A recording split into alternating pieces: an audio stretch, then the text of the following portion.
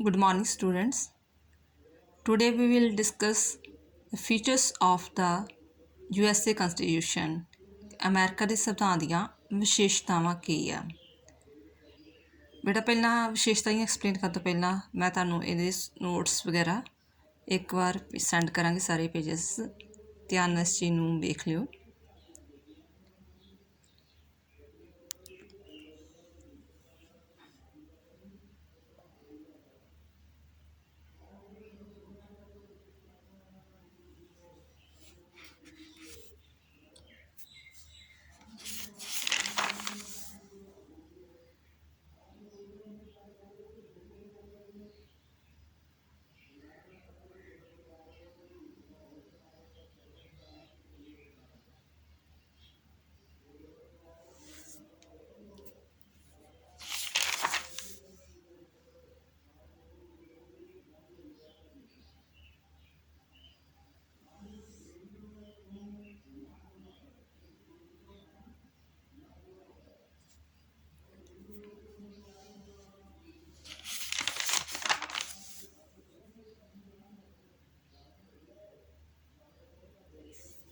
ਹਾਂਜੀ, ਹੁਣ ਆਪਾਂ ਇਹਦੇ ਜਲਦੀ ਪੁਆਇੰਟ ਡਿਸਕਸ ਕਰਾਂਗੇ ਕਿ ਅਮਰੀਕਾ ਦਾ ਜਿਹੜਾ ਵਰਤਮਾਨ ਸੰਵਿਧਾਨ ਆ, ਕਹਿੰਦਾ ਪਹਿਲਾਂ ਇਹਦੇ ਵਿੱਚ ਮਹਾਂਸੰਘ ਹੋਇਆ ਕਰਦਾ ਸੀ ਅਤੇ ਲੋਕਾਂ ਨੇ ਮਹਿਸੂਸ ਕੀਤਾ ਕਿ ਮਹਾਂਸੰਘ ਬਹੁਤ ਢਿੱਲਾ ਹੈ, ਸਹੀ ਤਰ੍ਹਾਂ ਕਾਨੂੰਨ ਜਿਹੜੇ ਹੈਗੇ ਨਹੀਂ ਸਥਾਪਿਤ ਹੁੰਦੇ।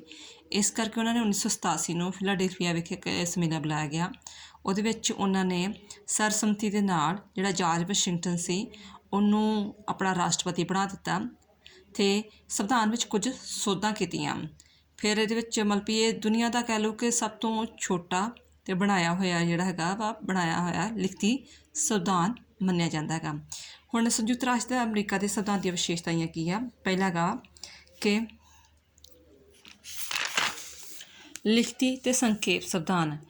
ਅਮਰੀਕਾ ਦਾ ਜਿਹੜਾ ਸੰਵਿਧਾਨ ਆ ਉਹ ਲਿਖਤੀ ਸੰਵਿਧਾਨ ਆ, ਭਾਵ ਕਿ ਕਿਤਾਬ ਦੇ ਰੂਪ ਵਿੱਚ ਲਿਖਿਆ ਹੋਇਆ ਹੈ ਅਤੇ ਦੁਨੀਆ ਦਾ ਸਭ ਤੋਂ ਛੋਟਾ ਸੰਵਿਧਾਨ 6-7 ਪੰਨਿਆਂ ਪੇਜਾਂ ਦਾ ਸੰਵਿਧਾਨ ਬਣਿਆ ਹੋਇਆ ਹੈ।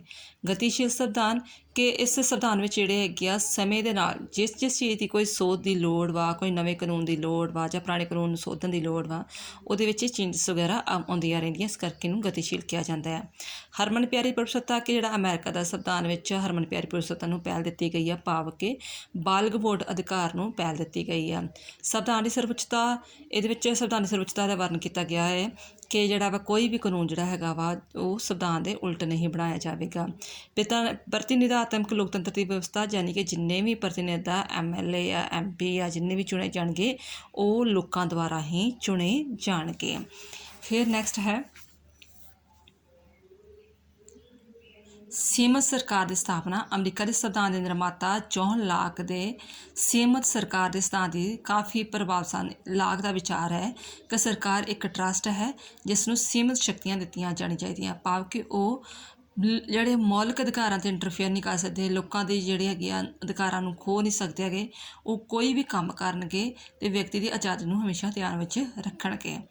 ਸੰਘਾਤਮਕ ਸ਼ਾਸਨ ਪ੍ਰਣਾਲੀ, ਕਿਉਂਕਿ ਤੁਹਾਨੂੰ ਪਤਾ ਹੈ ਕਿ ਉਹਦੇ ਵਿੱਚ 52 ਰਾਜ ਪਾਏ ਜਾਂਦੇ ਆ। ਅਮਰੀਕਾ ਵਿੱਚ 52 ਰਾਜ ਪਾਏ ਜਾਂਦੇ ਹੈਗੇ ਆ ਅਤੇ ਹਰ ਇੱਕ ਰਾਜ ਨੂੰ ਆਪਣੀ ਪੂਰੀ ਤਰ੍ਹਾਂ ਸੁਤੰਤਰਤਾ, ਆਪਣਾ ਉਹਨਾਂ ਦਾ ਸੰਵਿਧਾਨ ਵਾ, ਆਪਣੀ ਨਾਗਰਿਕਤਾ ਵਾ ਅਤੇ ਸੰਘਾਤਮਕ ਇਸ ਕਰਕੇ ਸ਼ਾਸਨ ਪਾਇਆ ਜਾਂਦਾ, ਭਾਵ ਕਿ ਦੋਹਰੀ ਸ਼ਾਸਨ ਪ੍ਰਣਾਲੀ ਪਾਈ ਜਾਂਦੀ ਉੱਥੇ।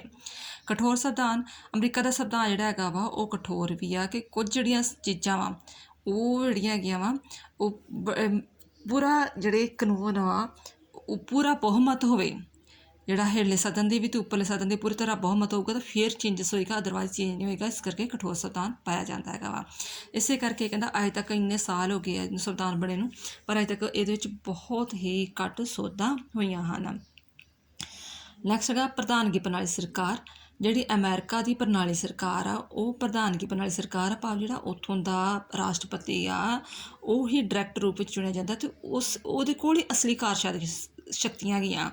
ਜਿਵੇਂ ਸਾਡੇ ਦੇਸ਼ ਵਿੱਚ ਸੰਸਦੀ ਸਰਕਾਰ ਪਾਈ ਜਾਂਦੀ ਆ, ਰਾਸ਼ਟਰਪਤੀ ਨਾਮਤ ਦਾ ਕਾਰਜਸਾਧਕ ਮੁਖੀ ਪਾਇਆ ਜਾਂਦਾ, ਬਟ ਅਮਰੀਕਾ ਵਿੱਚ ਜਿਹੜਾ ਹੈਗਾ ਵਾ ਰਾਸ਼ਟਰਪਤੀ ਹੀ ਅਸਲੀ ਕਾਰਜਸਾਧਕ ਮੁਖੀ ਪਾਇਆ ਜਾਂਦਾ, ਜਿਸ ਨੂੰ ਆਪਾਂ ਪ੍ਰਧਾਨਗੀ ਪ੍ਰਣਾਲੀ ਦੀ ਸਰਕਾਰ ਕਹਿ ਦਿੰਦੇ ਹੈਗੇ ਹਾਂ।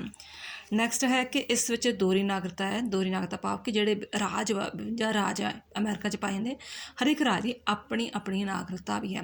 ਸਪੋਜ਼ ਕਰੋ ਕੋਈ ਕੈਲੀਫੋਰਨੀਆ 'ਚ ਰਹਿੰਦਾ, ਉਹ ਕੈਲੀਫੋਰਨੀਆ ਦਾ ਵੀ ਨਾਗਰਿਕ ਹੈ ਅਤੇ ਅਮਰੀਕਾ ਦਾ ਵੀ ਨਾਗਰਿਕ ਹੈ। ਰਾਜ ਦੇ ਵੱਖਰੇ ਸੰਵਿਧਾਨ ਇਸ ਕਰਕੇ ਕਿਉਂਕਿ ਦੋਹਰੀ ਨਾਗਰਿਕਤਾ ਹੈ, ਦੋਹਰੇ ਸ਼ਾਸਨ ਪ੍ਰਣਾਲੀ ਆ, ਇਸ ਕਰਕੇ ਉਹਨਾਂ ਵਿੱਚ ਜਿਹੜੇ ਹੈਗੇ ਆ ਰਾਜਾਂ ਦੇ ਵੱਖਰੇ ਵੱਖਰੇ ਸੰਵਿਧਾਨਾਂ ਦਾ ਵਰਣਨ ਕੀਤਾ ਗਿਆ ਹੈ। ਸ਼ਕਤੀ ਦੀ ਵੰਡ ਕਹਿੰਦਾ ਕਿ ਉਹਨਾਂ ਵਿੱਚ ਜਿਹੜੀਆਂ ਕਾਰਜਪਾਲਿਕਾ, ਵਿਧਾਨ ਪਾਲਿਕਾ ਅਤੇ ਨਿਆਂਪਾਲਿਕਾ, ਇਹਨਾਂ ਸਾਰਿਆਂ ਦੀ ਸ਼ਕਤੀਆਂ ਦੀ ਵੰਡ ਕੀਤੀ ਹੋਈ ਆ। ਅਧਿਕਾਰ ਪੱਤਰ ਕਹਿੰਦੇ ਕਿ ਜਿਹੜੇ ਸੰਵਿਧਾਨ ਜਿਹੜਾ ਹੈਗਾ ਵਾ ਉਹਦੇ ਵਿੱਚ ਮੌਲਿਕ ਅਧਿਕਾਰਾਂ ਬਾਰੇ ਵਰਣਨ ਕੀਤਾ ਗਿਆ ਹੈ। ਜਿਵੇਂ ਆਪਣੇ ਮੌਲਿਕ ਅਧਿਕਾਰਾਂ ਦਾ ਵਰਣਨ ਕੀਤਾ ਗਿਆ, ਉਹਨਾਂ ਦੇ ਵੀ ਅਧਿਕਾਰਾਂ ਦਾ ਵਰਣਨ ਕੀਤਾ ਗਿਆ ਹੈ। ਨੈਕਸਟ ਹੈ ਕਿ ਨਿਆਇਕ ਸਰਵਉੱਚਤਾ। ਸੰਯੁਕਤ ਰਾਜ ਅਮਰੀਕਾ ਵਿੱਚ ਨਿਆਂਪਾਲਿਕਾ ਨੂੰ ਸਰਕਾਰ ਦੇ ਬਾਕੀ ਅੰਗਾਂ ਤੋਂ ਉੱਪਰ ਮੰਨਿਆ ਗਿਆ ਹੈ, ਇਸ ਕਰਕੇ ਉਹਨੂੰ ਨਿਆਇਕ ਸਰਵਉੱਚਤਾ ਕਿਹਾ ਜਾਂਦਾ ਹੈ।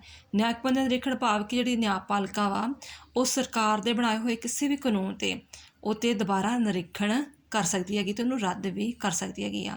ਦੋ ਸਦਨੀ ਵਿਧਾਨ ਮੰਡਲ ਕਾਂਗਰਸ ਉੱਥੇ ਜਿਹੜੀ ਹੈਗੀ ਆ, ਜਿਵੇਂ ਆਪਣੇ ਦੋ ਸਦਨ ਵਿਧਾਨ ਮੰਡਲ ਪਾਏ ਜਾਂਦੇ ਆ ਲੋਕ ਸਭਾ ਅਤੇ ਰਾਜ ਸਭਾ, ਇਸ ਤਰ੍ਹਾਂ ਅਮਰੀਕਾ ਵਿੱਚ ਦੋ ਸਦਨ ਪਾਏ ਜਾਂਦੇ ਆ ਕਾਂਗਰਸ ਅਤੇ ਸੈਨੇਟ।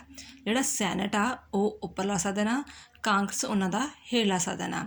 ਪ੍ਰਥਾਵਾਂ ਬਰਤਾਨੀਆ ਦੇ ਸੰਵਿਧਾਨ ਦੀ ਤਰ੍ਹਾਂ ਹੀ ਅਮਰੀਕਾ ਵਿੱਚ ਵੀ ਪ੍ਰਥਾਵਾਂ ਪਾਈ ਜਾਂਦੀਆਂ, ਭਾਵ ਕਿ ਜਿਹੜੇ ਕੁਝ ਕਾਨੂੰਨ ਆ ਉਹਨਾਂ ਦੀਆਂ ਪ੍ਰਥਾਵਾਂ ਰਸਮੋ ਰਿਵਾਜ ਦੇ ਆਧਾਰ 'ਤੇ ਬਣੀਆਂ ਹੋਈਆਂ ਪ੍ਰਥਾਵਾਂ, ਜਿਵੇਂ ਕਿ ਰਾਸ਼ਟਰਪਤੀ ਜਿਹੜਾ ਹੈਗਾ ਉਹ ਜਿਹੜਾ ਰਾਸ਼ਟਰਪਤੀ ਅਸਲੀ ਖਾਸ ਸਾਧਕ ਮੁਖੀ ਹੋਏਗਾ, ਸ਼ਕਤੀਆਂ ਦੀ ਵੰਡ ਹੋਏਗੀ, ਰਾਜਾਂ ਦੇ ਵੱਖਰੇ ਸੰਵਿਧਾਨ ਹੋਣਗੇ, 5 ਸਾਲ ਇਹਨਾਂ ਦਾ ਜਿਹੜਾ ਕਾਰਜਕਾਲ ਅਮਰੀਕਾ ਦਾ ਰਾਸ਼ਟਰਪਤੀ 4 ਸਾਲ ਤੱਕ ਕਾਰਜਕਾਲ ਰਹੇਗਾ, ਚੁਣਿਆ ਹੋਏਗਾ। ਇਸ ਤਰ੍ਹਾਂ ਦੀਆਂ ਪ੍ਰਥਾਵਾਂ ਪਾਈ ਜਾਂਦੀਆਂ।